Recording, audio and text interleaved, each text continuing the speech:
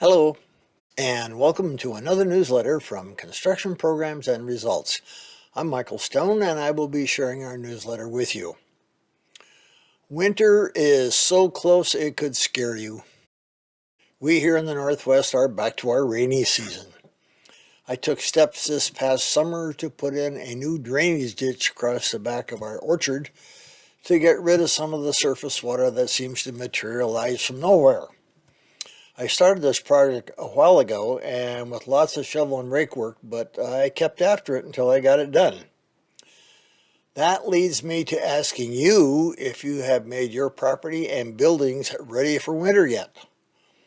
Last thing you need to be doing is repairs and maintenance on your own buildings when your customers are hoping you will get their jobs done before Thanksgiving and or Christmas.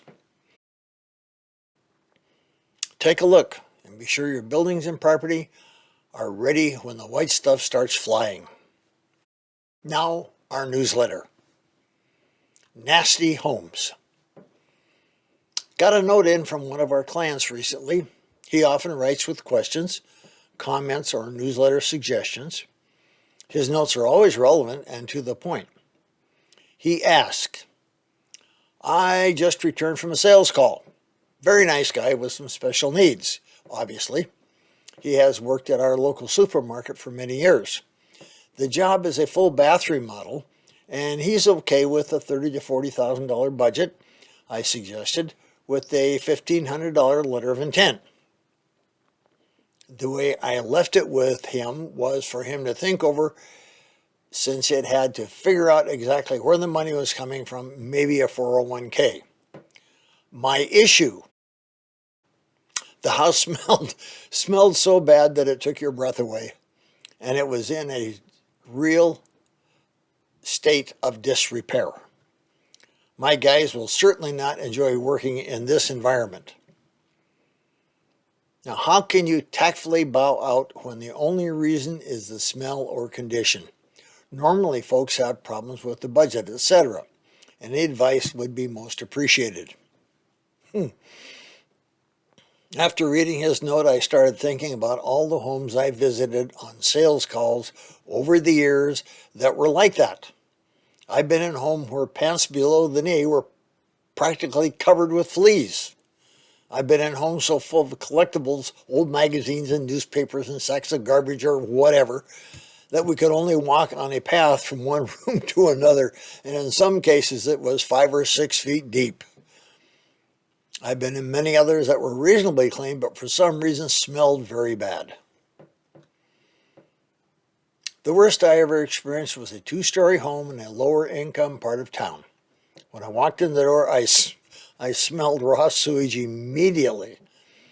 They explained that the toilet on the second floor had sprung a leak and was dumping the waste onto the floor below.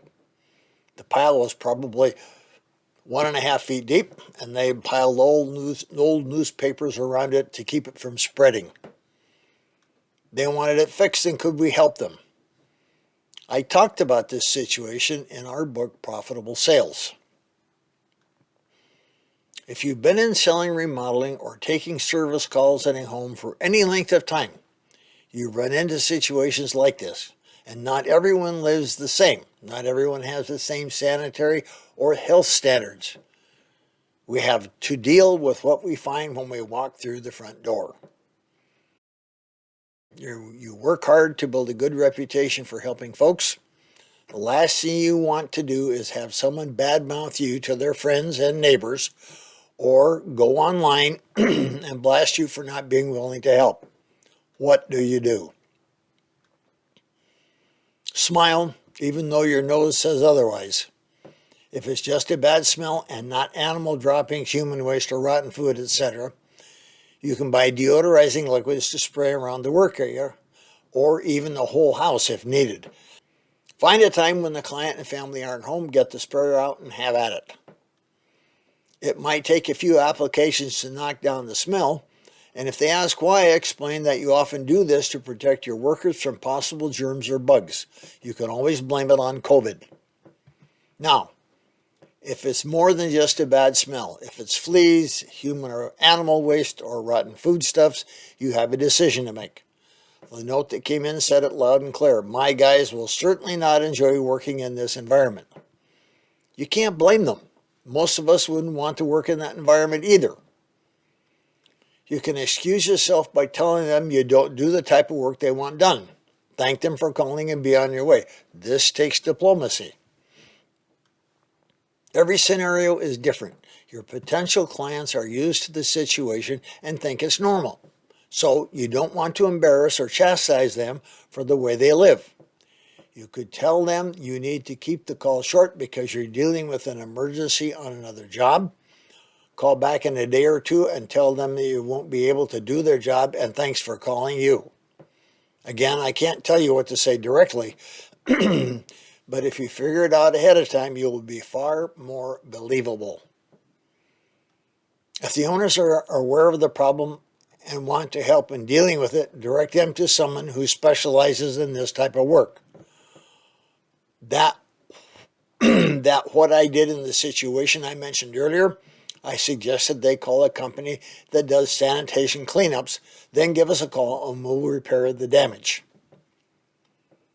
Figure out ahead of time how to handle situations like these, and when the time comes, you'll be able to either do the job or excuse yourself and protect your workers from a nasty situation. Your workers and subcontractors will thank you for that consideration. Thanks again for watching, and may the profits be with you.